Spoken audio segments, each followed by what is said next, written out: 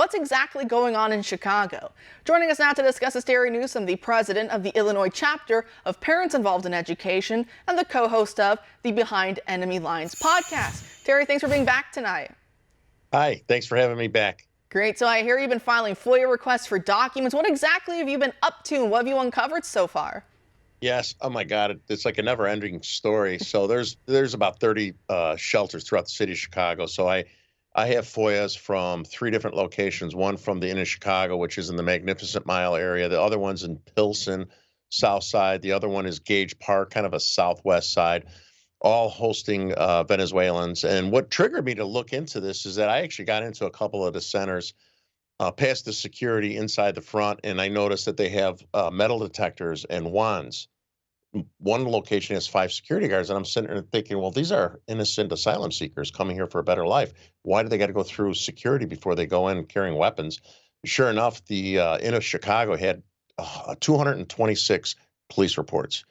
You know, sexual assault of 4-year-old kids, battering their, they're beating up their wives. I mean, like all kinds of horrendous things that are going on. They're drug dealing, driving without license. You know, where are they getting the vehicles from?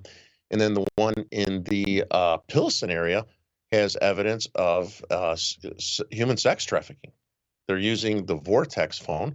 The Vortex phone, as I did research on that, was the original of the Obama phone. And they used to give those out to low-income families. Now they pivoted, and they're giving them to these illegal immigrants. And I think that's happening all over America, right?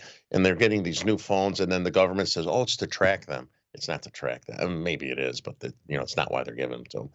And then the Vortex phone was using another cellular service, and this individual that the police wrote in their FOIA, incident report is that it's human sex trafficking, and they had the website in there and everything associated with it. I don't know if they're going to know who owned the phone because they probably didn't give real information, or, did it come from an NGO? How did they get the phone? Who has ownership? Do they give their real identity? So we'll never find out. And then there was an incident where the same phone's being used to groom 11-year-old child. Some of these men are beating their wives in the face with these phones. I mean, it goes on and on. They're finding weapons, bullets, for these poor innocent people that commit less crimes than you and I do.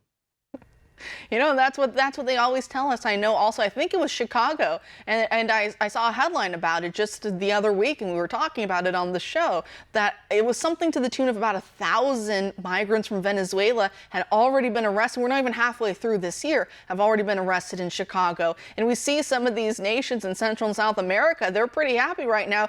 Some of them, their violent crime rates are starting to go down because all the criminals are coming right back up here, and that's what you're finding out through a lot of these FOIA requests. Now, it's also interesting because we saw a similar dynamic in California last year when China's dictator Xi Jinping came to San Francisco. Governor Gavin Newsom finally cleaned things up for a little bit. And when people say, hey, wait a second, you don't do that for normal taxpayers. We're actually funding you and you don't give us anything for it. You just take our money and fund things that actually hurt us. You don't clean up anything. You only cleaned up because Xi Jinping's coming to town. And for once, he didn't have the good graces to be a normal politician, because usually he's a slick kind of guy. But he actually just openly said, well, yeah, Xi's coming to town. We got to make things look nice for the foreign dictator. And I bring that up because you talk about in Chicago, as bad as things are, it's not going to look good for the DNC. Many are already starting to draw some parallels between what we might expect to see, some confrontations and protests outside the DNC this summer in Chicago, similar to what we saw in 1968. So what's Mayor Brandon Johnson up to? Is he going to start trying to clean things up just for the DNC and then let it all go back to pot after? Well, first of all, a few months ago, he was having panic attacks. I don't know if you saw that. He was having panic attacks. Then he pivoted from 7,500 to 750,000 more. So something happened to stop those panic attacks, to then ask for him to send more.